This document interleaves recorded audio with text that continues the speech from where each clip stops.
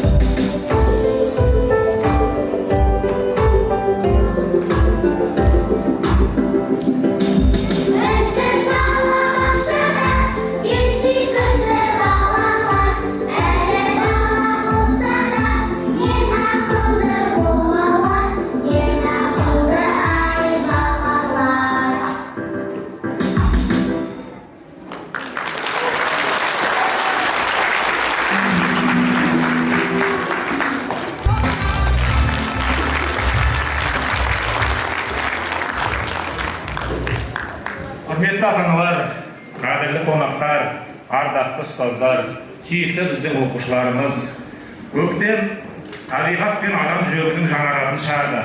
Жер бусанып, тіршілік қайта түлеп, айналаға жылылық пен шуақ тарайтын осы кезең үміт пен жаңарудың белгісі. Осындай нұрлы шақта біз Шамшырақтың нұрлы көктемі, ана, наурыз және әсем Алматы атты есеп беру концертінде бас қосып отырмыз. Көктем жаңарудың нышаны, ана өмірдің бастауы. Наурыз береке мен бірліктің символы, ал Алматы мәдениет пен білімнің алтын ордасы. Осы ұғымдардың барлығы бүгінгі кешіміздің мазмұнымен үндесіп, жүректерімізді бір арнаға тоғыстырып отыр. Бүгінгі кеш мектебіміздің өміріндегі ерекше мәдени оқиғалардың бірі. Өткен жылы бастау алған бұл есеп беру концерті биыл жалғасын тауып, Шамшырақ мектебінің әдемі дәстүріне айналып келеді. Мұндай кештер бір оқу жылы бойы атқарылған еңбектің қорытындысы, ұстаз бен шәкірттің шығармашылығы мен талантты тоғысатын рухани мереке. Бүгінгі күннің тағы бір мәні бар. Бүгін 14 наурыз көрісу күні. Көрісу халқымыздың ежелден келе жатқан игі дәстүрі. Бұл күн адамдар бір-бірімен амандық сұрасып, жылы жүзбен қауышып, бір жасыңмен деп ізгі тілектер айтып жатады.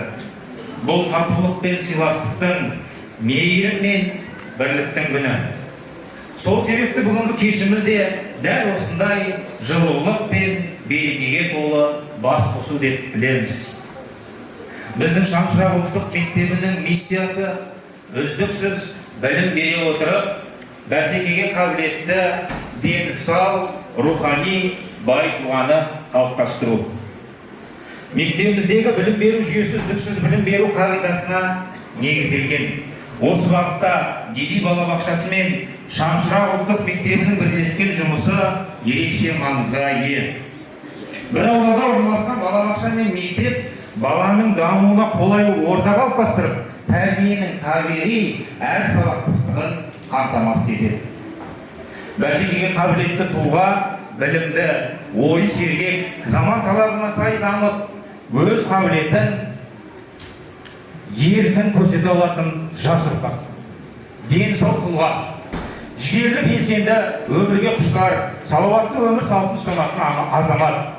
Ал рухани бай тұлға өз халқының мәдениеті мен тарихын құрметтейтін, адамгершілігі жоғары, жүрегі мейірімге толы азамат. Осы ұстанымдар біздің тәрбие жұмысымыздың негізін құрайды. Мектебімізде шәкірт тәрбиесінде абай мұрасы, ақылдың шамшырағы, алаш аманаты ұлттың ұлы мұраты ретінде бағаланады. Абай бізге білім мен адамгершіліктің жолын көрсетті. Ал алаш зиялылары елге адал қызмет етудің озық үлгісін қалдырды. Біздің мақсатымыз абай айтқан толық адам болуға ұмтылатын, алаш жастары армандаған саналы әрі жауапты азаматтарды тәрбиелеу. Сол себепті бүгінгі сахнада өнер көрсетіп тұрған әрбір бала талант иесі, ұлт болашағының жарқын үміті. Бүгінгі кешіміздің мәртебесін арттырып отырған қадірлі қонақтарымыз да арамызда отыр. Қазақ өнерінің көрнекті тұлғасы, театр және кино өнерінің майталманы, Қазақстанның еңбек сіңірген қайраткері Тұңғышбай Жаманқұлов ағамыз бүгін ортамызда болуы біз үшін үлкен мәртебе. Тұңғышбай ағамыз бұған дейін мектебімізге арнайы келіп, оқушыларымызбен кездесіп, өнер мен өмір туралы тағылымды ойларымен бөліскен еді. Сол кезде сізде айтылған ақыл кеңестер шәкірттеріміздің жүрегінде сақталып, олардың өнерге деген көзқарасына ерекше әсер етті. Бүгінгі сахнадағы балалардың өнеріне сол кездесудің ықпалы, сол рухани тәлімнің жемісін көретін боламыз деп сенеміз. Сондай-ақ бүгінгі мектебіміздің қадірлі қонағының арасында бірнеше біздің педагогика ғылымдарының профессорлары, кандидат біздің мамандарымыз бар. Ниш, Шоқан, Екигай, Абай сынды мектептің басшылары біздің арамызда. Құрметті ата-аналар, сіздердің сенімдеріңіз біздің ең үлкен тірегіміз. Ардақты ұстаздар, сіздердің еңбектеріңіз болашақтың іргетасы. Ал біздің сүйікті шәкірттеріміз, сіздер біздің үмітіміз, біздің мақтанышымызсыздар. Жүректеріңізде әрдайым шамшырақтың нұры жарқырап тұрсын. Көктемнің шуақты күніндей жарқырай беріңіздер. Наурыздың берекесіндей бірліктеріңіз бекем болсын. Ендеше бүгінгі іс-шарамыз баршаңызға қуаныш сыйласын. Осынау бір қасиетті айда ұстаған оразаларыңыз қабыл болсын. Рахмет.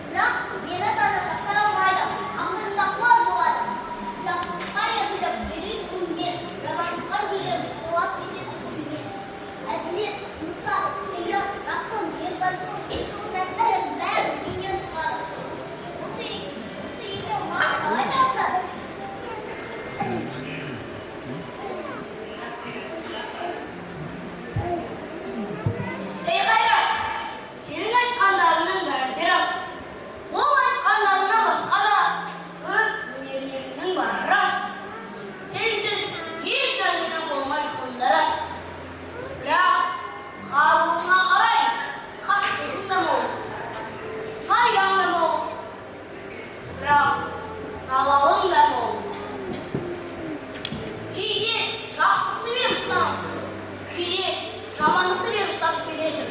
Соның жаман. Ей ақыл, сенің айтқандарыңның бәрі де рас. Сенсіз еш нәрсенің табылмайтыны да рас. Жаратқан тәңіріңді сен танытасың. Жаралған екі дүниенің жайын да сен білесің. Бірақ сонымен тұрмайсың. Амалда, айлада бәрінен шығады. Жақсының, жаманның екеуінің де сүйенгені сен. Екеуінің іздегенін тауып беріп жүрсің. Соның жаман. Сен үшеуінің басында қоста меніңсің. Бірақ сонда билеуші, әмірші жүрек болса жарайды. Ақыл сенің қырың көп. Жүрек сенің ол қырыңа жүрмейді. Жақсылық айтқаныма жаны діні құмар болады. Көнбектің қуанады. Жаманшылық айтқанға ермейді. Ермектің жүйрегі үйден қуып шығады. Қайрат, сенің қарың көп, күшің мол. Сені де еркіңе жібермейді. Орында іске күшіңді аятпайды. Орынсыз жерге қолыңды босатпайды.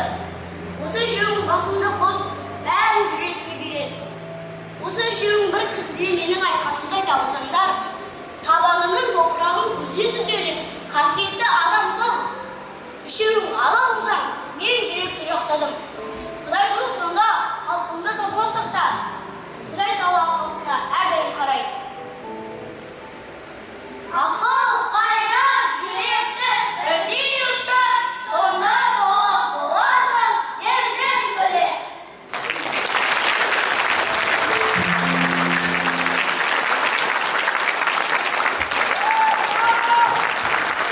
Әкесінің баласы дұшпан, адамның баласы бауырың деді абай. Осы бір ауыз сөздің өзінде бүкіл адамзатқа ортақ ұлы ой жатыр. Абай тек қазаққа ғана емес, жер бетіндегі барша адамға үн қатты. Сондықтан біз оны тек ұлы ақын емес, әлем ақыны деп атаймыз. Оның өлеңдері мен қара сөздері қазақ даласынан асып, орыс, ағылшын тілдеріне аударылып, әлемдік әдебиет төрінен орын алды. Бүгінде Абайды Лондонда, Анкарада, Берлинде, Токиода да оқиды. Бұл оның ойы бір ұлтқа емес, бүкіл адамзатқа арналғанның дәлелі.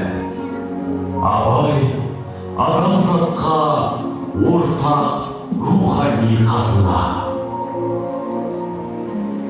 Жігіттер ойнасаң көп бар, беймірі образуы use away, in empty pastimes louder play, leave empty and future soul, they rush and rush, burns away, don't be too quick to imitate, those vicious people celebrate, don't strive to absorb my young friend, your talents you must cultivate.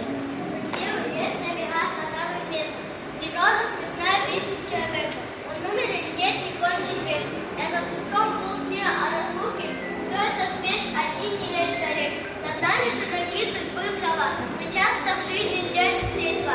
Но можно ли закону стать умершим, то миру да бессмертные слова. Но не полюбишь жизни высоту, хочешь видеть море с бривом. Себя ты познаешь друг мой, если ты не подвигнешь мыслью. Әуелде бір суық мұз ақыл дерек, ақыл сұрықтар бір бұз кебіді, жап қалып әр заман қысықты, ақыл да зірапы, зіразы, бесапы, ираде сықы бір дізгінле дойыру, ақыл қалпы ираде үшлі бәдіріксе тұтара, нәзір бір бүтінле қолайша ұлашырсың, ama ayrı alındıklarında eksik kalacaklar. Çok fazla zararın olduğu olaylarda övülünmezler.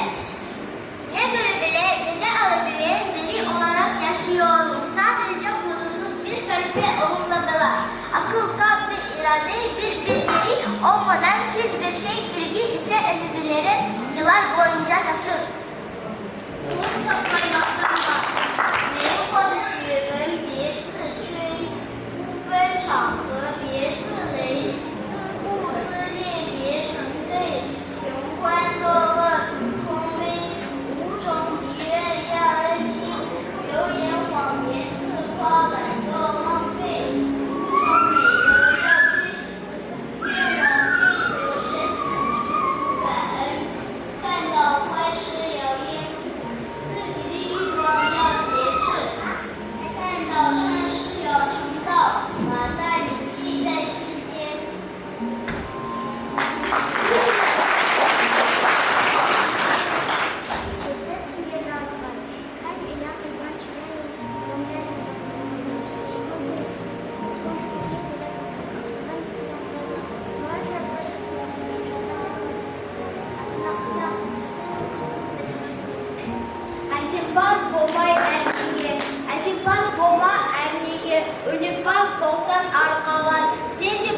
көрмөш дүниеге кетігін таптап бар қалар. Қайрат пен ақыл жолда бар, қашқанда да қуғанға. Әлде шапқат кімде бар, сол жарысыдан туғанға.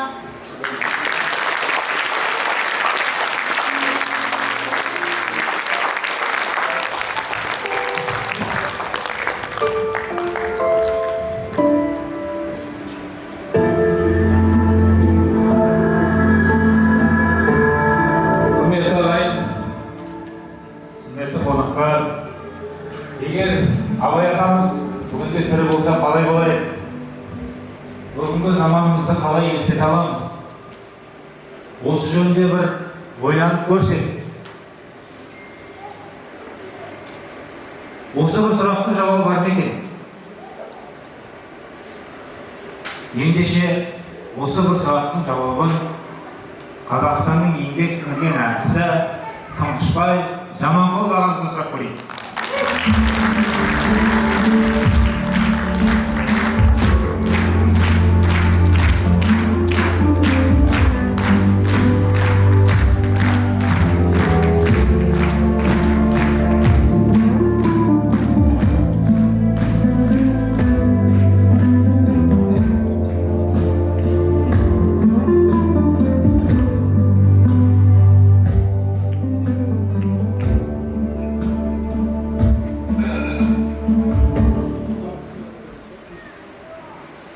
Бүгін біз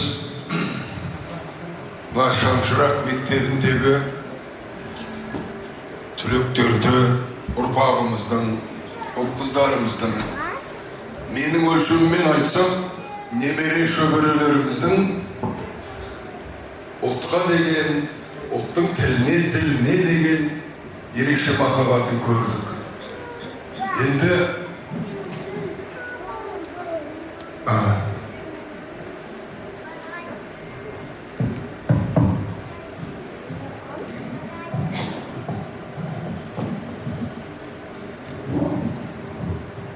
жаңағы сұрақ өте ауыр сұрақ әрине.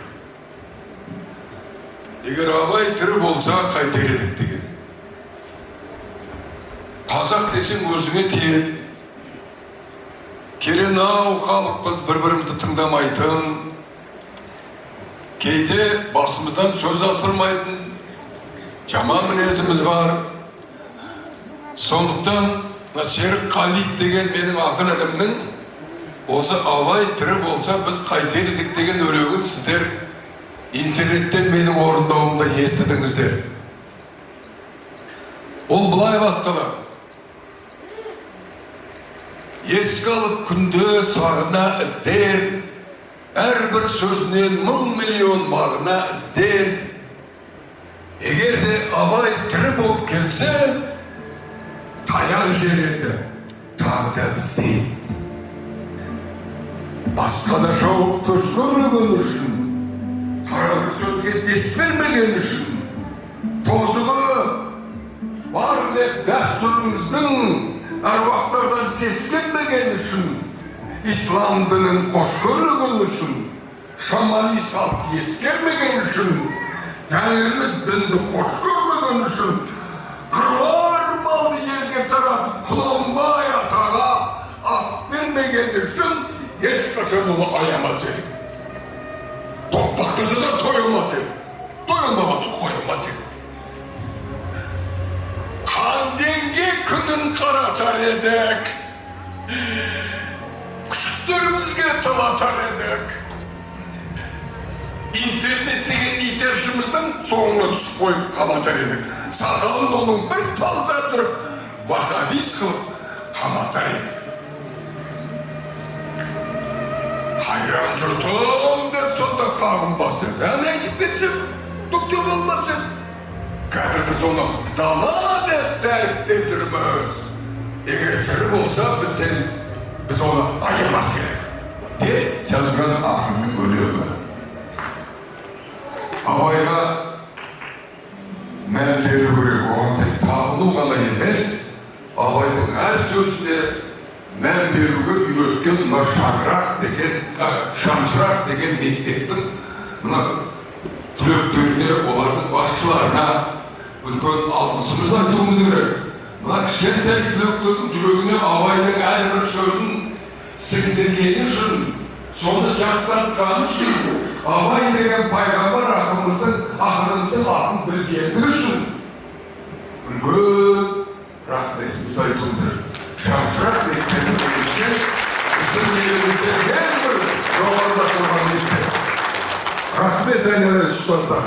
Құлдық сендерге басым дейіп, рахметімді айтамын. Өйткені мына бүгінгі сахнаға шыққан періштелеріміз, немере шөберелеріміз, ұлымыз, қыздарымыз ертең қазағымыздың естияр ұлы мен қызы болып өсетініне мен ешқандай шүбәм жоқ. Демек, қазақтың елінің болашағы жарқын. Аман жүрейік.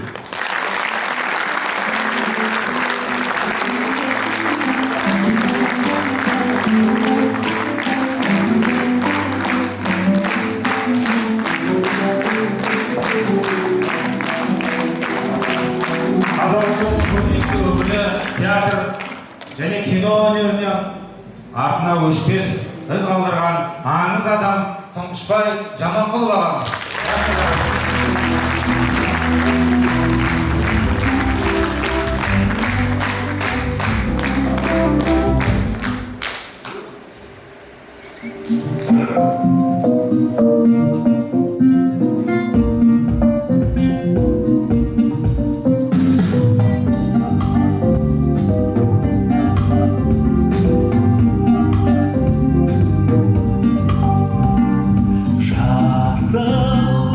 Бақтан жаралған жар нұрынан нәр алған көгімдей көрген көңілдей сайран арудай жазғалам өркені өзен көлдей жайран арақты астанам ашығымдай сүйем сені арманымдай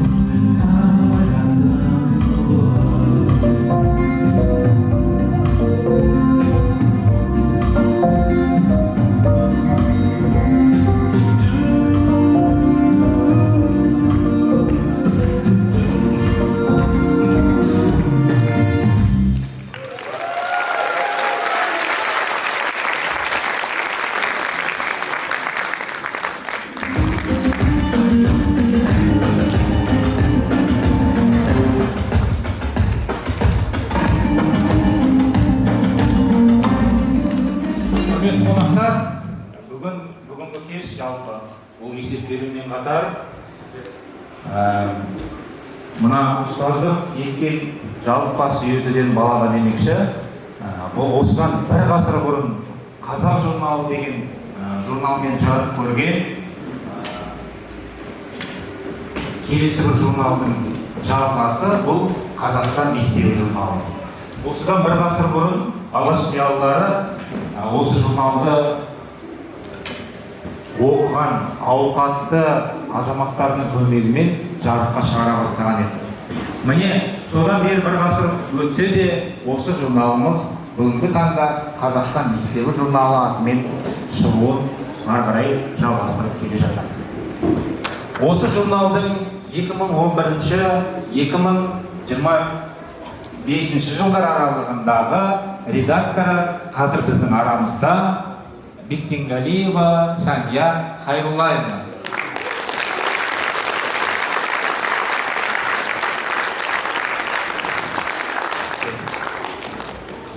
Енді осы алаш аманатын арқалаған журналдың келесі жалпы ары жалғасын табуы бүгінгі буынның, бүгінгі ұрпақтың қолында. Ендеше ортаға жаңа мен Сания Хайруллаевна апайымның педагогика ғылымының кандидаты, доцент екенін айтып отыр. Мен осы ескертуін берейін.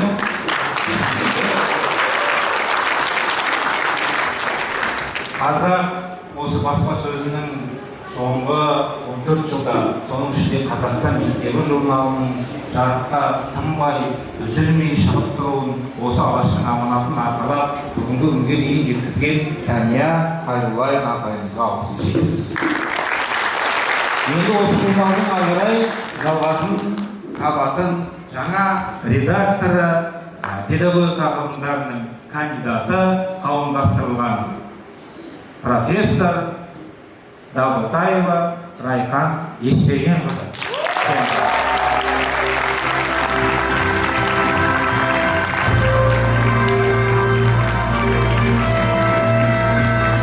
Сондай-ақ педагогика ғылымдарының докторы, профессор Ботагүл Алтайевна апайымыз ортаға шақырайық.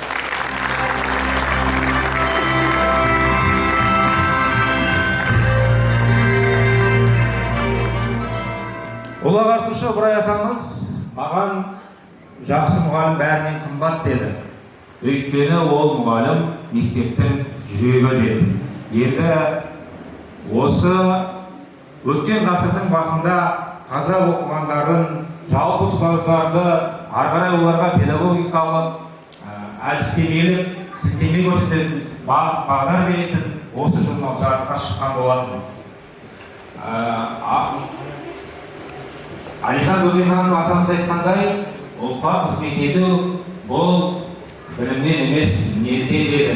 Абай атамыз айтты, адамның адамшылығы жақсы ұстаздан деді. Ендеше біздің алаш зиялылары бұны ежелден-ақ, сол кезден-ақ жалпы оқу ағарту ісіне ұстаздардың біліктілігін арттыру үшін барлық күш-жігерін жұмсаған болатын. Ендеше қазір осы Қазақстан журналы, Қазақстан мектебі журналының біз осы 2026 жылдан бері жаңа редакторы Райхан Еспергенқызы деді. Осының қазір ең басты Сания Хайруллаевна.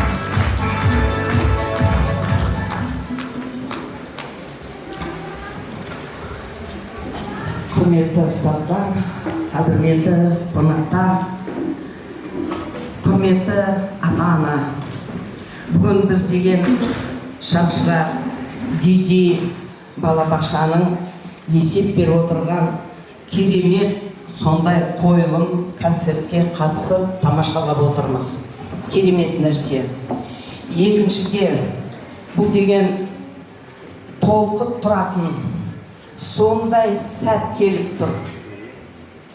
1925 жылы Ахмет Байтұрсынов, Алихан Бөкейханов осы Қазақстан мектебі журналдың бастамасын бастаған. 25 жылы тамыз айында осы журнал дүниеге келді. әртүрлі атауы болды. Барлық біздің мақтаныш аға, ата жазушылар осы журналда өздерінің мақалаларын жариялап, ұстаздардың, ата-аналардың білімін көтеруге, көзқарасын өзгертуге арналған мақалалар жарияланып келді. 1960 жылдары журналдың атауы өзгеріп, Қазақстан мектебі болып шыға бастады. Қазір бізден елімізде 500-ге жуық білім саласында газет, журналдар ашылып жатыр. Соның ішінде Қазақстан мектебінің орны бөлек. Бұл бренд. Жалғыз журнал, орденоносный, ордені бар журнал. Сол журнал көп жылдары Сайраш Әбішқызы басқарып келген.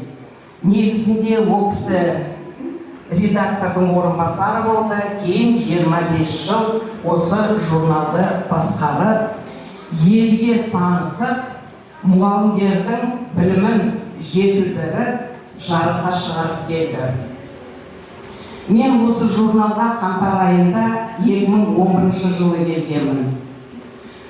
Енді осы алаш арыстардың, біздің ата-ағаларымыздың аманатын осы жылдың 26 жылдың басында керемет Диди балабақша Шамшыра керемет мектебінің басшысы, бұлайша айтқанда құрылтайшысы Райхан Еспергенқызы, бұл кісінің де Қазақстанға еңбегі сіңген, білім саласында көп жылдары еңбек еткен, педагогика ғылымының кандидаты, сол кісіге осы журналдың тізгінін ұстатып, әрі қарай аманатты журналымызды аманатын әрі қарай алып жүреді деген үлкен сенім білдіремін.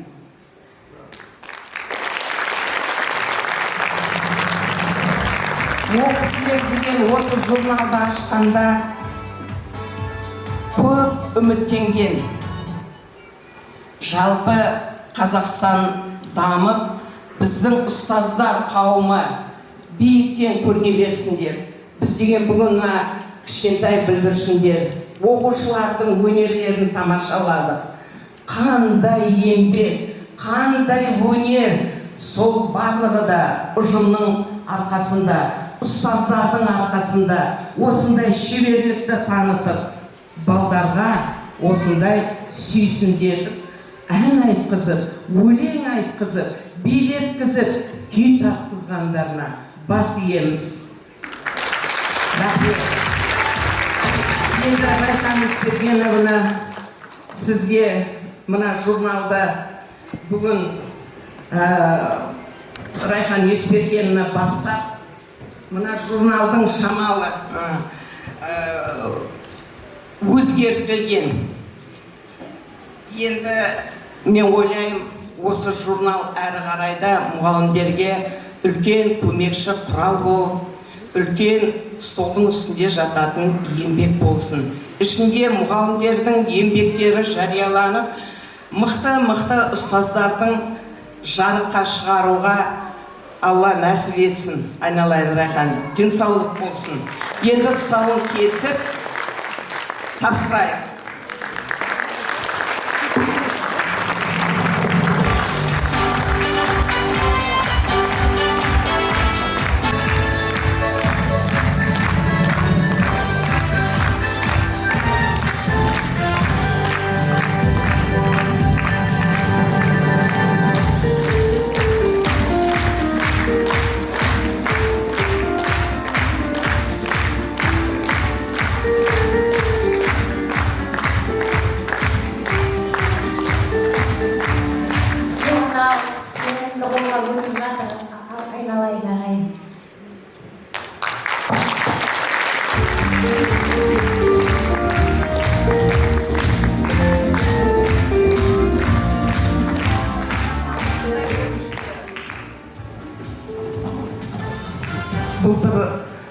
300 жылдығын атап кеттік осы журналдың. Ол да керемет кезең, керемет сәт болды. Адамның көңілін толқытатын сәт болды. Енді осы журналды мына Райханға тапсырып отырмын.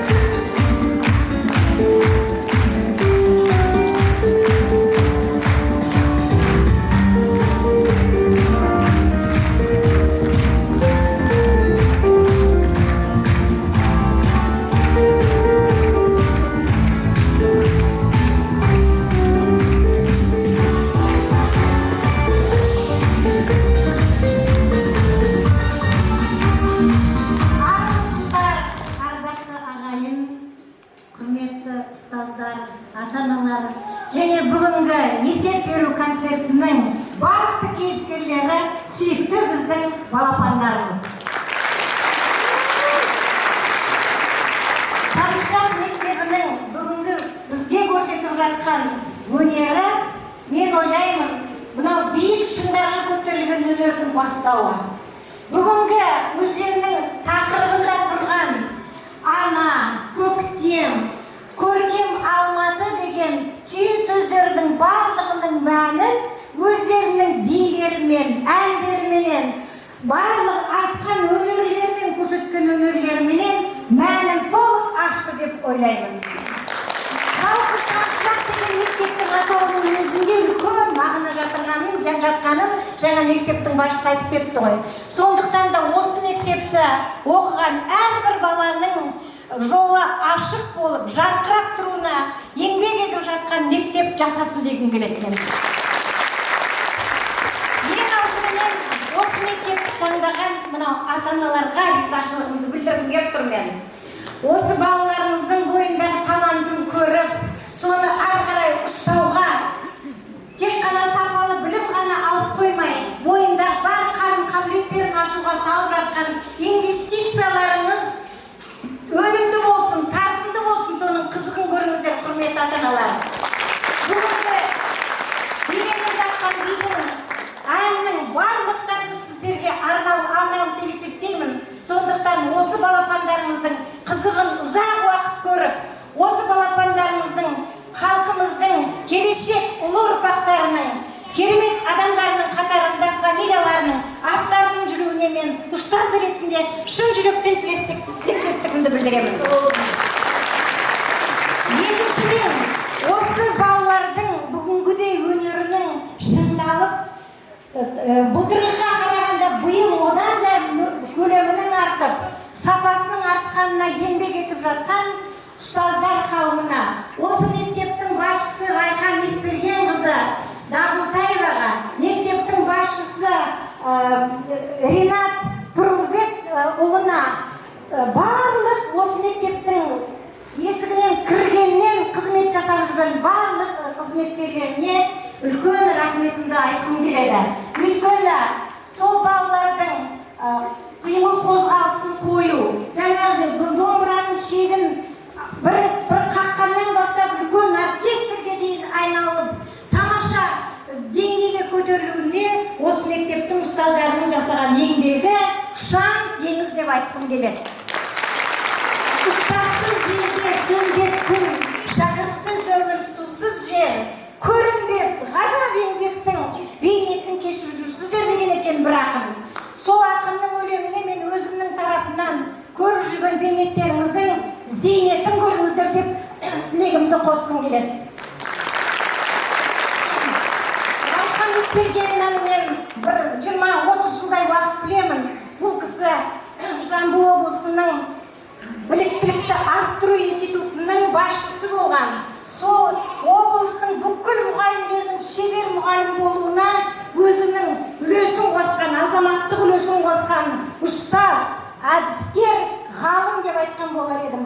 Сондықтан да бұл кісінің жасап жатқан еңбегінің өнбегі болатынына мен үлкен сенім білдіремін.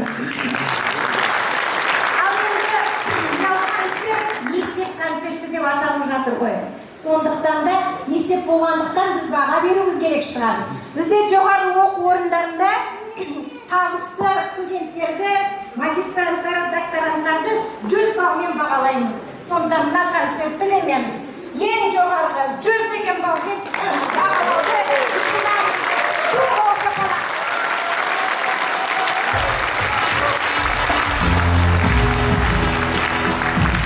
Ал енді мына балапандарға тілейтім айналайындар. Осы өнерлерің өрге жүрсін, жастарың ұзақ болсын көкем, замандарың тыныш болсын, еліміздің жерінің асты менен үсті тыныш болып, болашақтарың зор болып, таланттарың менен, білімдерің менен алға қарай өрлей беріңдер, халқымыздың аяулы ұлы мен қызы болыңдар дегім келеді. Баршаларыңызды келе жатқан Наурыз мерекесімен шын жүректен құттықтап, халқымыздың, еліміздің тыныш болуы үшін әрқайсымыз өз орнымызда еңбек етіп, өз үлесімізді қоса берейік. Алматымыз жайнап, жаңа жадырап, осындай кереметтей балалардың, кереметтей жастардың, керемет бейбіт өмір сүретін адамдардың мекеніне айнала берсін. Аман сау болайықтарымыз.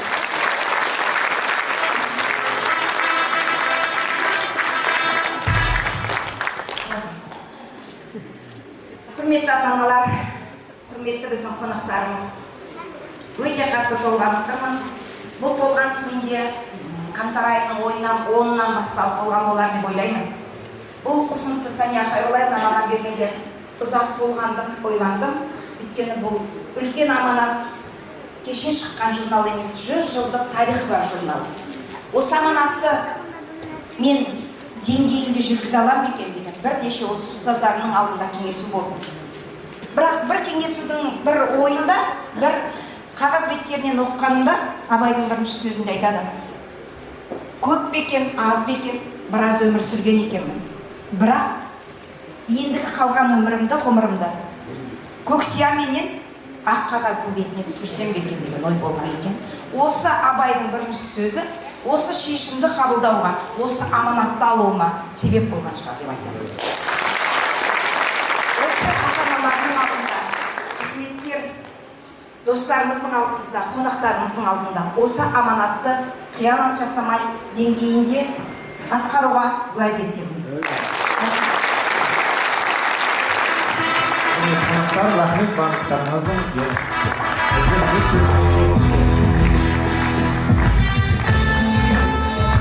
біздің мерекелік шарамыз әлі жалғасуда.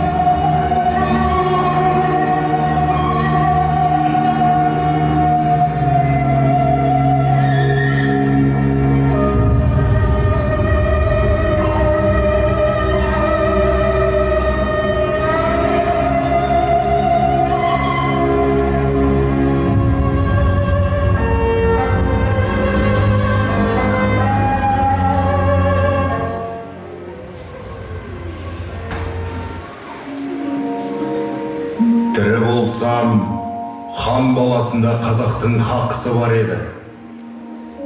Қазаққа қызмет қылмай қоймаймын. Ұлтқа қызмет білімнен емес, мінезден.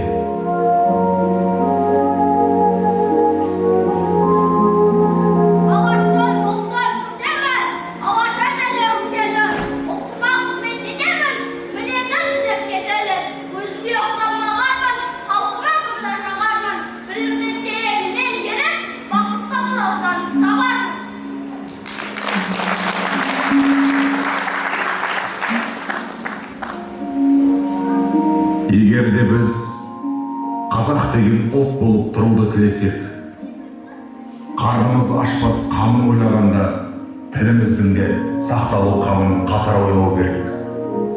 Сөзі жоғалған жұрттың өзі де жоғалады.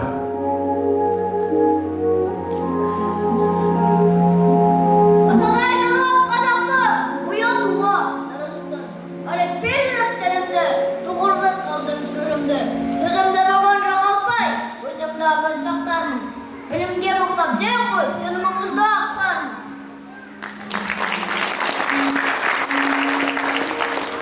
Көзіңді аш, оян қазақ, көтер басты. Өткізбей қараңғыда бекер жасты. Жер кетті, дін нашарлап хал арам бол. Қарағым енді жату жарамасты.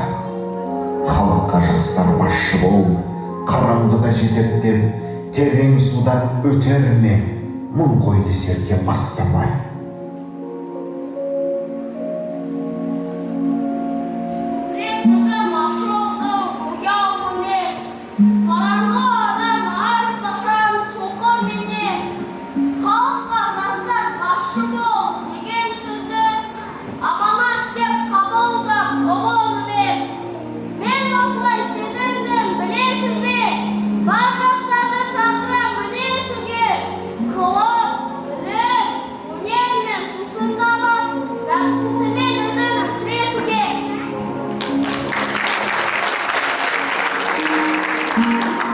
Адамдық борышын халқына еңбек қыл, ақ жолдан айнымай арзақта оны біл. Талаптан да біліммен өнер үйрен, білімсіз, өнерсіз болады ақыл тап.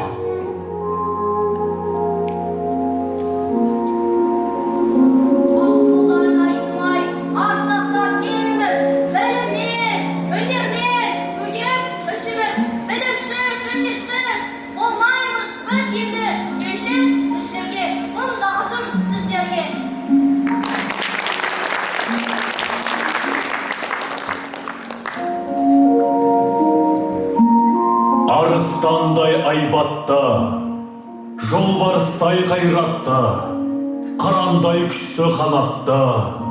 Мен жастарға сенем, көздерінде от ойнар, сөздерінде жалын бар, жаннан қымбат оларға. Мен жастарға сенем.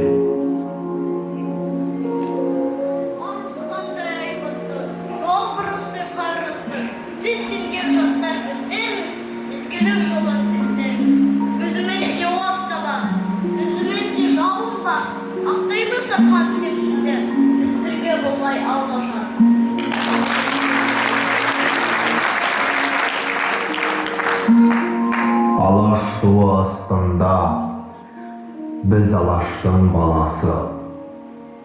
Күніміз туып көгерді сарыарқаның даласы. Алаш туы астында күн сөнгенше сөнбейміз. Енді алашты ешкімнің қорлығына бермейміз. Thank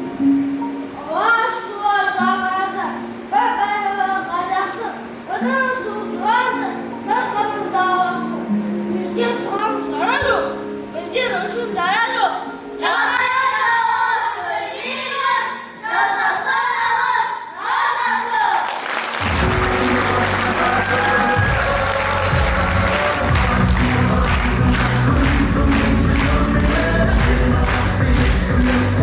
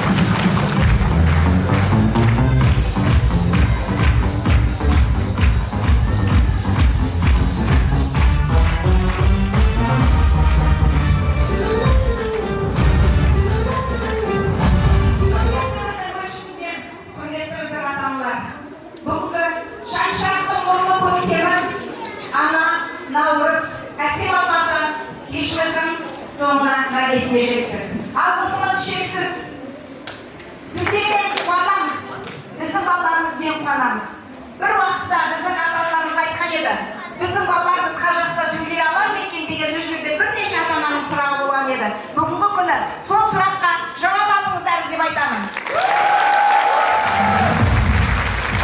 Астана-Алматының көктемі біздің аналарымызбен, біздің балаларымыздың жарқыраған жүзімен байланысты. Аспанымыз ашық болсын, аспанымызда тек қана ақ көгершін ұшып жүрсін. Барлықтарыңызға рахмет, алғысымыз шексіз. Келесі кездескенше сау болыңыздар.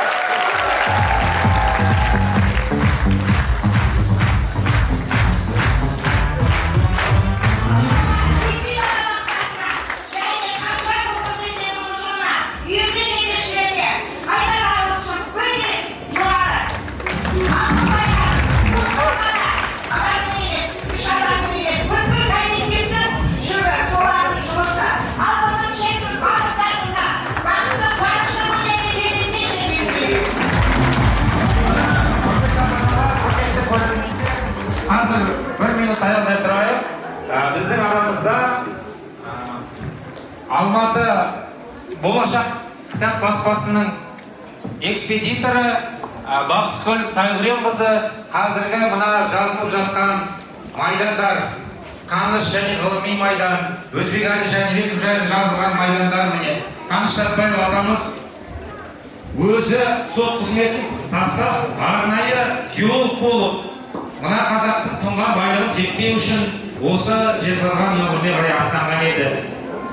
Қаныш атамыз қиын қыстау кезеңде Екінші дүниежүзілік соғыстан кейін осы қазақ даласында қазақ жеріне ғалымдарды керек екен, білім, ғылым, діннің өте қажет екен, ғылым мен білімнің. Сол үшін Қазақстан ғалымдардың үйін ашқан еді. Сол арамызда қазір Бақытгүл Тайғыренқызы бір ауыз сөз. Рахмет, құрметті аталар, бүгінгі Шамшырақ ұлттық мектебінің басшылары Райхан ханым, Ринат мырза, бүгін біз бір қуанып, бір шаттанып, бір рухтанып, бір үлкен сахнадан концерт көргендей үлкен демалдық. Енді бұның еңбектің бәрі сіздердің қажырлы еңбектеріңіз, жауапкершіліктеріңіз, ата-ананың алдында өздерінің азаматтық парыз ретінде бүгін үлкен есеп беру концертінің тарихи сәтінде және екінші мына Райхан ханым біздің баспадан шығып жатқан тарихи журнал Қазақстан мектебінің бүгін тізгінін алып жатыр, құтты болсын. Біздер осы көпшіліктің алдында айтатынымыз сол бізден шыққан баспаның өз оқырмандарына кешікпей сапалы шығуына өзіміз де жауапкершілік арқалаймыз. Райхан ханым, құтты болсын. Бүгін не үлкен осындай керемет айда, керемет күнде осындай қуаныштың куәсі болып отырғаныма қуаныштымын. Енді өз атымнан айтатын болсам, екінші бір осы сіздерге қуанып бір сыйлық алып келіп едім. Мен бұл сыйлық отбасы христиан-партиясынан шығып жатқан үлкен тұлғалардың арамызда өмірден өтіп кеткен, сол кісілердің кітаптарын осындай сіздер міне бүгін осы мектепте балалардың тек қана рационалды біліммен емес, құрал мен құндылықты қатар беріп жатсыздар. Бұл екеуі қатар жүрген кезде ғана тұлға шығады. Осындай ұлы тұлғалар шыға берсін деген ниетпен осы мықты азаматтардың рухани иммунитеті жұқсын деп осы кітаптарды сіздерге табыстағым келеді. Райхан ханым,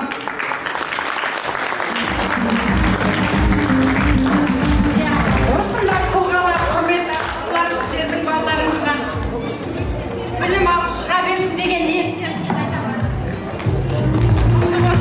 енді бір үлкен, өзіміз білеміз, Өзбекәлі Жәнібековтың өзінің қолымен бүкіл осы үлкен еңбегін салып, жүрегін салып, әр оюға зер болып, этно-үлгіде тігілген сол кісінің үлкен шыққан отбасы христиан-партиясының авторлары, жігіттері, қыздары қазір шығарып жатқан үлкен осы кісінің тақиясын осы Ринат мырзаға, осы Өзбекәлідей үлкен жауапкершілік арқалап жүрген сізге табыс еткім келеді.